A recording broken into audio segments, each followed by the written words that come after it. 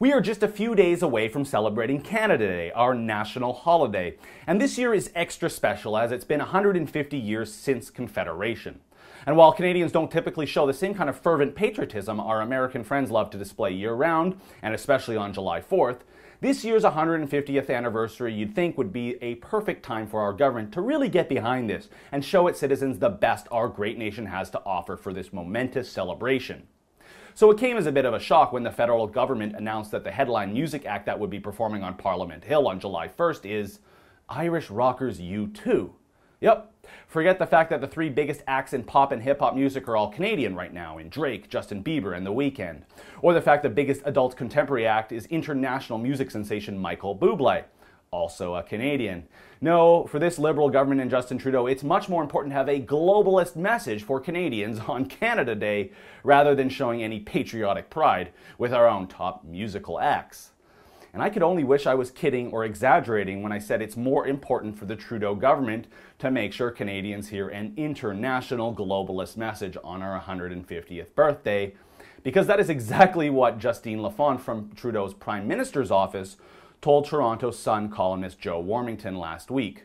Quote, "Given Canada's role on the international stage, celebrating this key year for Canada wouldn't be complete without including someone from abroad to speak on how our country is viewed elsewhere in the world," she explained. "It is fitting that these guests participate in this special Canada Day celebration, as they hold dear many of the same humanitarian values that Canadians do." Unquote. Globalists gonna globalist, am I right? Well, the good news is for those of us who not only find the virtue signaling of people like Bono to be quite hypocritical as they live lavish, carbon-intensive lives, but also find U2 to be tremendously overrated, and note they haven't had a successful album in decades. So it's good news that they will only be coming to play one song on July 1st.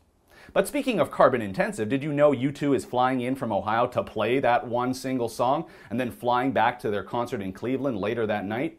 And Trudeau's PMO won't reveal how much they are paying them for this single song appearance. Let's just hope they bought some carbon offsets. I mentioned briefly that there is no shortage of musical talent in this nation, and I mentioned the biggest acts. And maybe it's conceivable that they weren't available or were too expensive. But I'm sure a band like the Arkells from Hamilton, Ontario embody more of what it means to be Canadian than U2. But then again, a rock band like the Arkells have more Canadiana in their fingernails than our globalist Prime Minister does in his entire body, and who seems to be much more concerned about the message Bono is going to bring Canadians about being a humanitarian than instilling any Canadian pride. I suppose this is all because Justin Trudeau and his Liberal government believe Canada is the first post-national state. We don't have a Canadian identity, remember? So why bother celebrating it on our 150th birthday, right? Look, as much as the choice of U2 and the reasoning behind it is infuriating, the great news is that if you don't live in Ottawa, you don't have to pay any attention to it, nor listen to Bono's globalist message. Get out and embrace what you believe it means to celebrate Canada Day in our great nation.